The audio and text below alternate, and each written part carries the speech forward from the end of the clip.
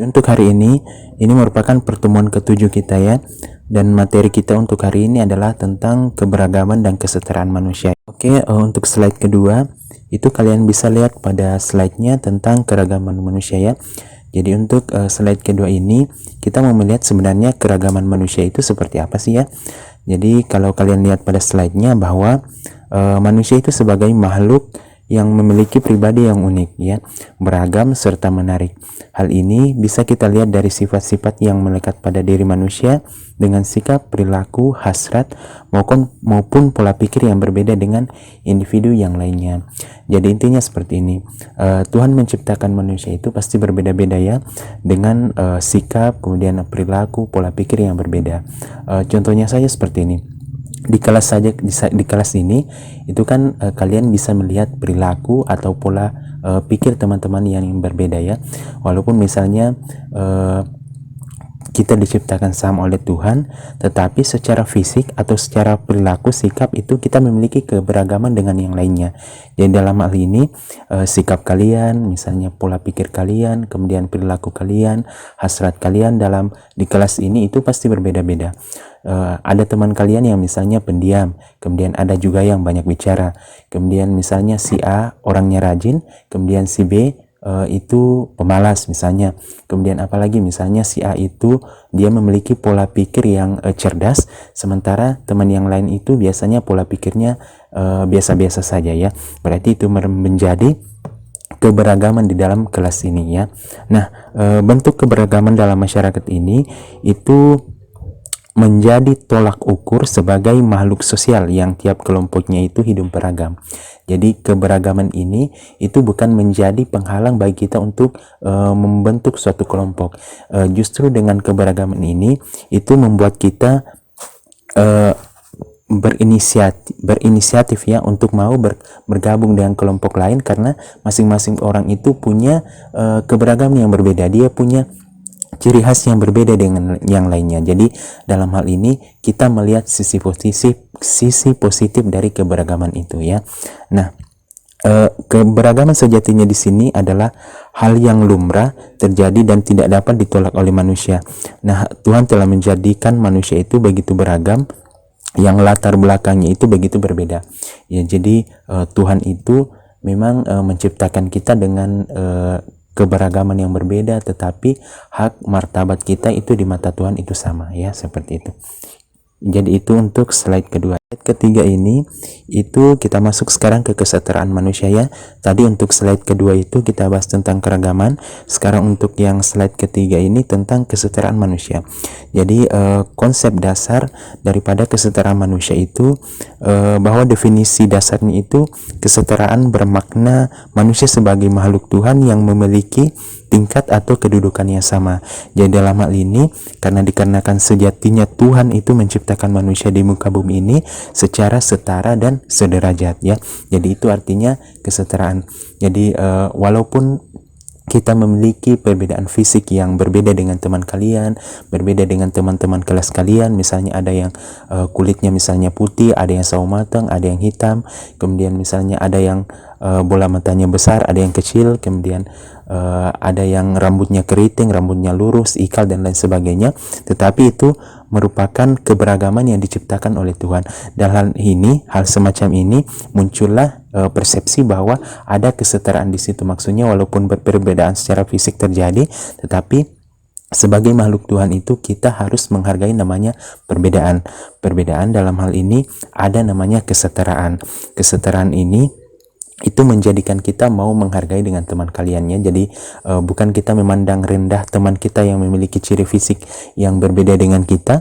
Jadi bukan kita mengambil sisi negatif daripada teman kita yang berbeda daerah, tetapi kita harus menghargai namanya kesetaraan ya. Jadi di sini konsep kesederajatan manusia itu merupakan suatu sikap yang mengakui adanya persamaan derajat, persamaan hak dan persamaan kewajiban sesama manusia. Jadi konsep dasar pada kesederajatan manusia bahwa di sisi Tuhan atau di mata Tuhan itu kita dengan teman-teman kita itu sama. Ya, kita memiliki hak dan kewajiban yang sama di mata Tuhan ya. Dan begitupun kalau misalnya kita sebagai warga negara Indonesia, kita dengan warga yang lainnya, teman-teman kita itu sama ya. Jadi kita memiliki hak dan persamaan kewajiban di mata negara ya, seperti itu. Sama pun konsepnya kalau di dalam kelas kita, kalau misalnya kita memiliki ciri fisik yang berbeda dengan teman-teman kita yang lain, maka kita harus menghargai namanya perbedaan. Dan disitulah muncul namanya kesetaraan sosial. Dalam hal ini, bagaimana kita mau menghargai teman kita yang memiliki kondisi fisik atau ciri fisik yang berbeda dengan kita ya, seperti itu. Sekarang kita masuk slide keempat ya. Slide keempat ini tentang kemajemukan dalam dinamika sosial ya. Jadi ada seorang pakar ya, dia bernama Furnival ya, yang pada tahun 1948 itu memperkenalkan konsep namanya kemajemukan dalam dinamika sosial. Jadi dia mengartikan kemajemukan dalam dinamika sosial ini sebagai kehidupan masyarakat secara berkelompok yang hidup secara berdampingan ya, secara fisik, tetapi terpisah oleh kehidupan sosial. Jadi walaupun kehidupannya secara fisik itu berdekatan, tetapi secara sosial berbeda. Maksudnya seperti ini ya. Jadi misalnya si A kemudian si B, dia hidup bertetangga ya, jadi tiap hari mereka ketemu, tetapi karena ada perbedaan strata sosial. Dalam hal ini misalnya si A orangnya sederhana, sementara si B itu orangnya kaya, dan di mata orang lain itu ada strata sosial yang membatasi. Dalam hal ini pandangan orang lain terhadap si A dan si B itu berbeda ya. Jadi orang-orang mengatakan bahwa mereka memiliki kasta atau strata sosial yang berbeda di dalam dinamika sosial, karena misalnya saja penghasilan si A dengan si B itu berbeda, kemudian dari tingkat pendidikan si A dan si B ini berbeda ya. Itu yang dikenalkan oleh Furnival ya. Furnival contohnya lain seperti ini. Misalnya di dalam kelas ini ada teman kalian yang tiap hari ketemu ya, misalnya si A dengan si B tiap hari ketemu, tetapi karena misalnya tingkat kecerdasan antara kalian dengan teman kalian itu berbeda, sehingga ada pandangan dari orang lain mengatakan bahwa strata sosial kalian berbeda karena kalian memiliki tingkat kecerdasan yang berbeda. Itu seperti itu ya. Jadi itu konsep yang diperkenalkan oleh Furnival terkait dengan kemajemukan dalam dinamika sosial. Nah, keragaman atau kemajemukan masyarakat ini terjadi karena unsur-unsur seperti ras, etnis, agama, pekerjaan penghasilan, pekerjaan pendidikan, dan lain sebagainya. Jadi itu merupakan faktor-faktor yang bisa membuat kemajemukan di dalam masyarakat itu terjadi. Misalnya saja tadi ras, etnis, agama, dan lain sebagainya. Itu menjadi pembeda ya, pembeda sehingga terjadi namanya kasta sosial atau strata sosial di dalam dinamika sosial ya. Misalnya yang saya contohkan tadi, bahwa ketika ada teman kalian yang setiap hari ketemu, kalian berdekatan secara fisik tiap hari, ketemu setiap hari, tetapi karena misalnya tingkat pendidikan kalian dengan teman kalian itu berbeda, misalnya kalian masih S1 sementara teman kalian itu sudah S2, maka orang lain di luar sana itu menganggap bahwa ada dinamika sosial yang terjadi secara tidak langsung. Walaupun kalian mungkin menganggap bahwa itu biasa-biasa saja, tetapi kita tidak bisa pungkiri bahwa kemajemukan dalam dinamika sosial itu pasti ada. Jadi ada pandangan di luar sana yang mengatakan bahwa kalian itu berbeda karena dari segi pendidikan saja kalian dengan si teman kalian itu berbeda dari tingkat pendidikannya.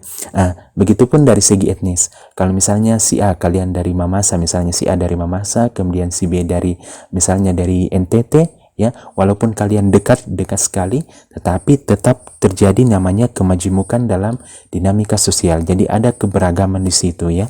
Jadi orang lain menganggap bahwa kalian dengan teman kalian itu berbeda karena ada perbedaan etnis di situ ya, seperti itu. Untuk slide kelima ini masih terkait dengan kemajemukan dalam dinamika sosial ya.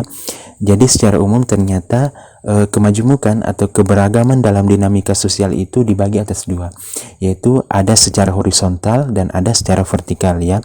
Nah, kita bahas yang pertama secara horizontal. Jadi ternyata masyarakat majemuk itu dikelompokkan ya tadi berdasarkan secara horizontalnya itu bisa berdasarkan pada etnis, kemudian atau asal-asal daerah ya, kemudian bahasa daerahnya, adat istiadat atau perilaku, kemudian ada agama, dan pakaian, makanan, serta budaya material ya. Jadi kalau kita lihat secara umum, ternyata kalau pengelompokannya secara horizontal itu dia lebih mengacu kepada budayanya, dari mana dia berasal. Misalnya teman kalian itu misalnya dari Mamasa, teman kalian lainnya misalnya dari NTT dan lain sebagainya, dia lebih mengadopsi sisi budayanya di sini. Dia lebih kepada condong budayanya. Dan ternyata kalau pengelompokannya secara vertikal, jadi yang kedua itu secara vertikal itu ternyata berbeda ya. Kalau pengelompokannya secara vertikal, ternyata dia dikelompokkan berdasarkan pada yang pertama itu penghasilan atau ekonomi, kemudian pendidikan, pemukiman, pekerjaan, dan kedudukan sosial politik. Jadi kalau kita lihat pengelompokannya secara vertikal di sini, itu ternyata dia lebih condong kepada ekonominya. Jadi condong kepada ekonomi. Nah, kalau kita bandingkan di sini yang secara horizontal dengan secara vertikal, ternyata kalau tadi horizontal kan dia lebih condong kepada budaya, dan yang secara vertikal ini ternyata dia lebih condong kepada ekonomi seseorang, baik dari segi pendidikannya, kemudian penghasilannya, kedudukan dalam status politik, jabatannya, itu semua masuk dalam ekonomi ya, ekonomi seseorang.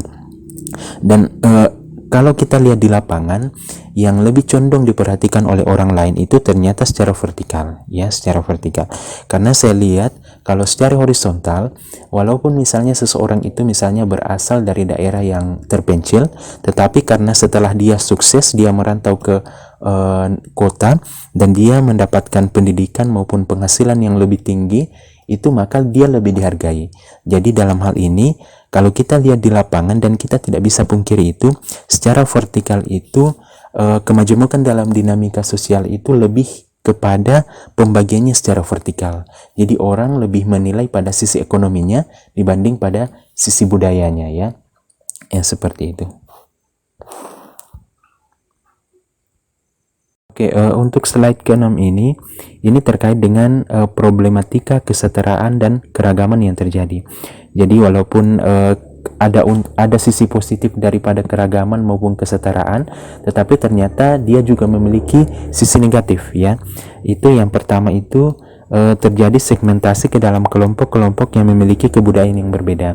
Jadi segmentasi di sini maksudnya ada perbedaan cara pandang seseorang terhadap orang yang berasal dari daerah lain ya. Misalnya saja mohon maaf mungkin kalau di kelas lain ya, mungkin semoga tidak ada di kelas ini, ketika orang-orang di kelas lain itu ketika mereka berbeda daerah, maka mereka memandang orang tersebut itu bahwa mereka bukan bagian dari kelompoknya karena dia bukan dari daerahnya. Itu salah satu yang menjadi problematika dalam keberagaman. Itu salah satu segmentasi yang terjadi ya, seperti itu. Kemudian yang kedua, secara relatif seringkali terjadi konflik di antara kelompok yang satu dengan kelompok yang lain ya. Jadi itu merupakan sisi negatif dari keberagaman. Jadi di daerah lain ketika dia bertemu dengan orang yang dari kelompok lain juga, ketika ada sesuatu yang tidak mengenakan atau menyenangkan, maka biasanya terjadi konflik. Dalam hal ini karena mereka membawa nama daerahnya masing-masing. Itu tidak bisa kita pungkiri ya, seperti itu.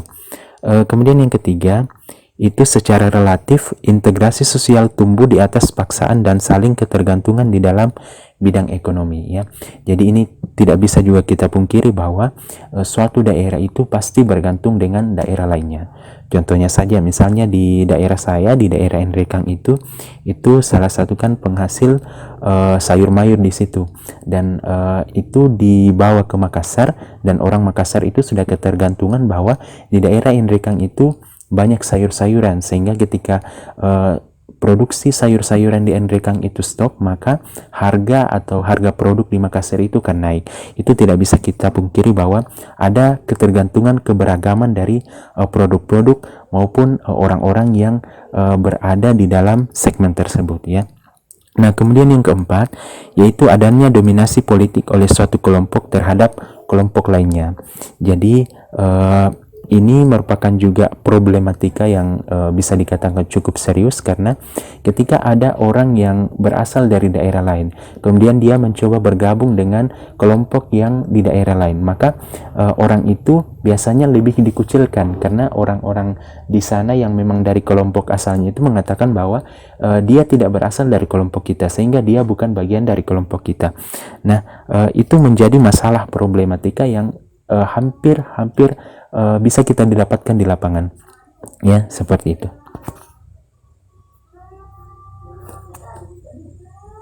slide ke-7 ini terkait dengan contoh problematika dalam dinamika sosial ya. Jadi ada beberapa konsep di sini, ada 4 konsep tentang contoh problematika yang terjadi karena adanya kemajemukan dalam masyarakat ya. Itu yang pertama ada namanya stereotip ya. Jadi stereotip ini kalau kalian lihat pada slide-nya bahwa stereotip ini adalah pemberian sifat tertentu terhadap seseorang yang berdasarkan kategorinya yang bersifat subjektif hanya karena seseorang tersebut berasal dari kelompok lain ya. Jadi dalam hal ini maksudnya seperti ini ya. Jadi stereotip ini seseorang itu memandang orang lain yang bukan dari kelompoknya itu secara subjektif. Jadi dia tidak memandang lebih kepada kepentingan umum, tetapi dia lebih memandang kepada sisi pribadinya bahwa dia bukan bagian dari kelompok kita, dia bukan bagian dari daerah kita, dia tidak termasuk di daerah kita, sehingga ada kecenderungan untuk mau mengecilkan orang tersebut, mau mengucilkan, mau menyudutkan orang tersebut. Itu merupakan salah satu contoh problematika ya. Misalnya seperti ini. Ketika orang luar negeri ya, orang luar negeri datang ke Indonesia, karena ciri fisiknya itu berbeda ya, pasti berbeda, dimana orang luar negeri itu atau bule itu kan biasanya ciri fisiknya itu tinggi, kemudian hidungnya mancung, kemudian kulitnya putih. Sementara kalau orang lokal di daerah kita itu kan biasanya tingginya biasa-biasa saja, kemudian hidungnya juga tidak terlalu mancung dan kulitnya itu sawo matang ya. Jadi kalau mau kita bandingkan dengan kalau kita mau bandingkan dengan orang bule tersebut, itu pasti memiliki ciri fisik yang berbeda, sehingga orang-orang lokal yang menerima kedatangan orang tersebut yang berasal dari luar negeri tersebut itu ada semacam perbedaan kasta di situ, ada semacam terjadi problematika dinamika sosial di situ. Nah, kemudian yang kedua itu namanya labeling. Jadi labeling ini kecenderungan untuk memberi label atau cap tertentu pada suatu kelompok. Ya, misalnya seperti ini. Di kelas lain ya, bukan di kelas ini, ada teman mahasiswa yang mengatakan bahwa dia bukan berasal dari daerah kita, sehingga dia mencap bahwa dia mohon maaf, dia musuh kita ya, seperti itu. Jadi ada semacam label tersendiri dari kelompoknya untuk kelompok tersebut ya. Misalnya contohnya seperti ini pernah terjadi ya, di mana ada sekelompok mahasiswa yang anti terhadap mahasiswa dari daerah tertentu. Saya sebut saja dari daerah A, kemudian daerah A ini ketika dia bertemu dengan mahasiswa dari daerah B, itu mereka tidak saling menyapa walaupun dia satu kelas. Berarti ada semacam labeling di situ, ada cap yang menempel bahwa kita tidak boleh berbicara dengan orang tersebut, karena itu merupakan labeling dari kelompok kita, bahwa kita tidak menganggap orang yang dari daerah tersebut itu atau mahasiswa dari daerah tersebut itu sebagai bagian dari mahasiswa di Makassar, misalnya seperti itu. Itu contoh labeling ya. Nah, kemudian yang ketiga itu adanya rasisme. Jadi rasisme ini adalah sikap yang diwujudkan dalam anti terhadap ras lain atau ras tertentu di luar rasnya atau kelompok sendirinya ya. Jadi ini hampir-hampir mirip sebenarnya tadi dengan konsep labelingnya. Cuma di sini itu rasisme itu dia lebih condong kepada hal-hal yang berbau negatif yang sudah dianggap keterlaluan ya. Jadi misalnya saja sudah ada pembunuhan di situ, kemudian ada pembulian, itu semua masuk rasisme. Tetapi tadi yang konsep labeling itu masih seputar mencap orang lain. Jadi masih belum ada belum ada action di situ, belum ada perlakuan secara tindakan ya, belum ada perlakuan secara tindakan, masih seputar mencap atau mengatai orang. Tetapi untuk rasisme ini itu dia lebih condong kepada bagaimana orang tersebut itu melakukan action atau tindakan terhadap orang yang berada di daerah, orang yang berada di luar daerahnya. Jadi misalnya tadi sudah ada konsep kejahatannya berupa misalnya pembunuhan, kemudian ada pembulian berupa action, kemudian perkelahian dan lain sebagainya ya, seperti itu. Nah, kemudian yang keempat itu diskriminasi.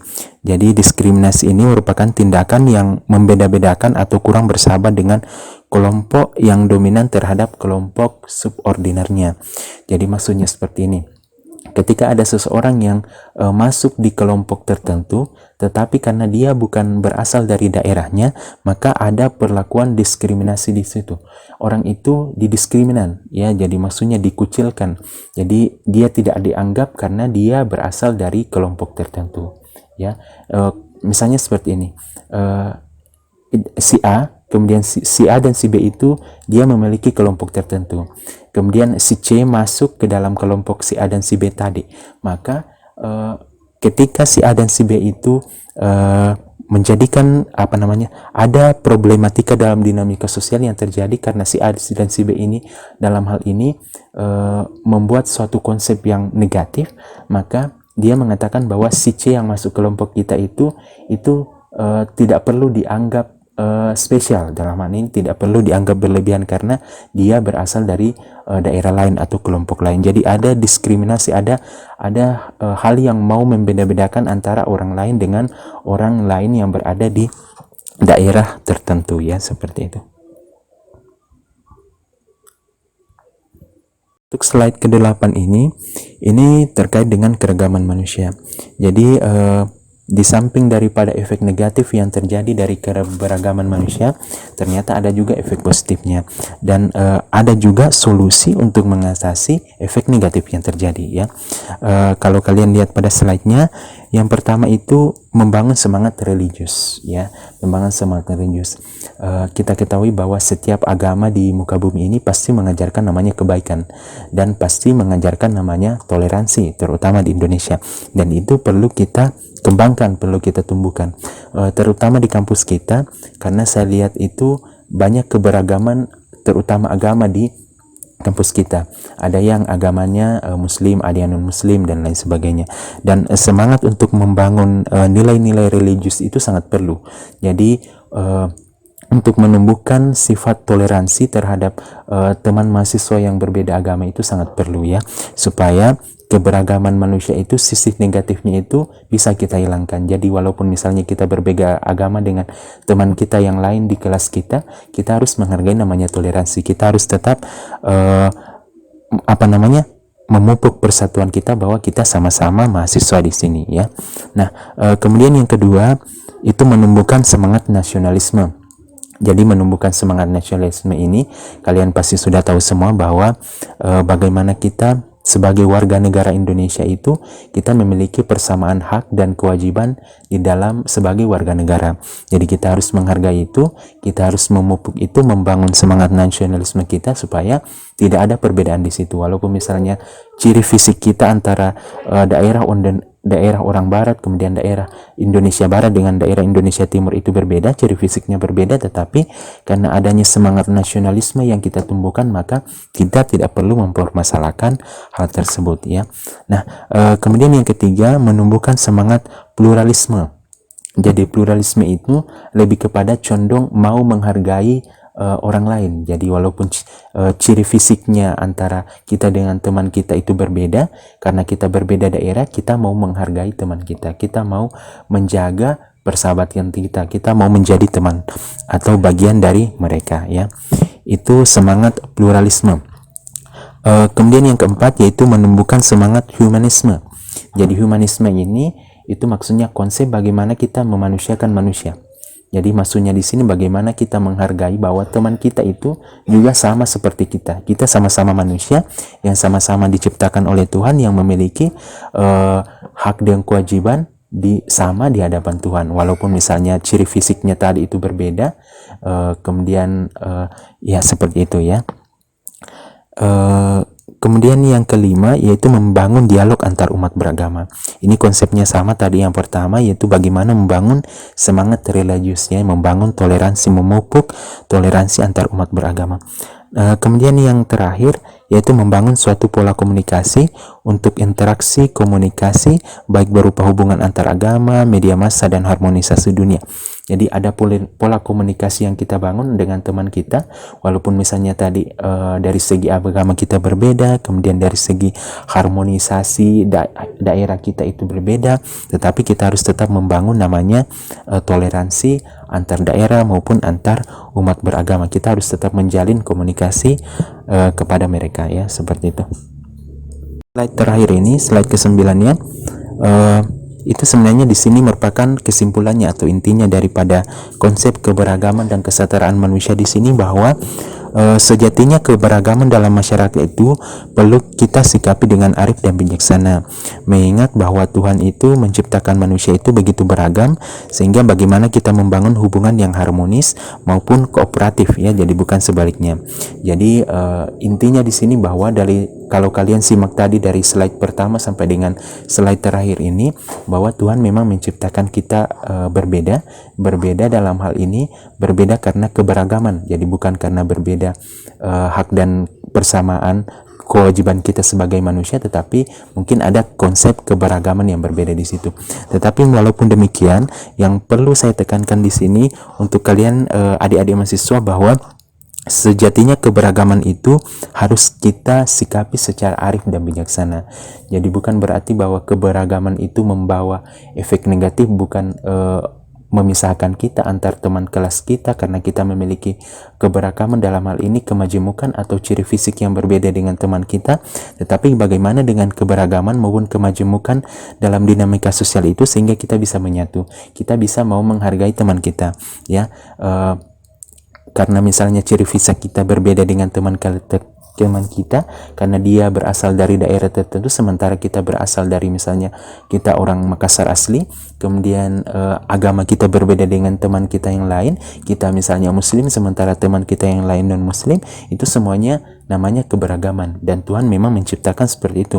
Dan bukan berarti dengan keberagaman itu kita membuat jalur pemisah antara teman kita. Kita tidak mau menganggap mereka sebagai teman kita karena mereka mempunyai ciri fisik yang berbeda dengan kita. Mereka bukan bagian dari daerah kita. Sehingga yang saya perlu tekankan juga di sini, jangan sampai problematika atau masalah-masalah problematika yang sudah saya jelaskan tadi itu muncul di kelas ini, ya, seperti tadi stereotip, kemudian labeling, rasisme maupun diskriminasi. Yang paling saya harapkan di sini supaya konsep-konsep itu atau contoh problematika tadi tersebut itu tidak terjadi di kelas ini, ya. Jadi saya harapkan kalian tetap saling menghargai, tetap saling memupuk persatuan walaupun kalian berbeda daerah. Dan saya lihat memang di kampus ini terutama di kelas ini, ya, secara umum di kampus dan secara khususnya di kelas ini ada keberagaman di sini, ya. Saya lihat ada yang dari daerah barat maupun ada yang dari daerah timur, sehingga itu bukan menjadi penghalang, itu merupakan suatu keberagaman yang merupakan anugerah dari Tuhan, dan itu bukan menjadi penghalang kita mau menjadi teman dari teman kita. Maksudnya di sini bukan mau menjadi penghalang untuk menjadikan mereka bagian dari kelompok kita, ya, seperti itu.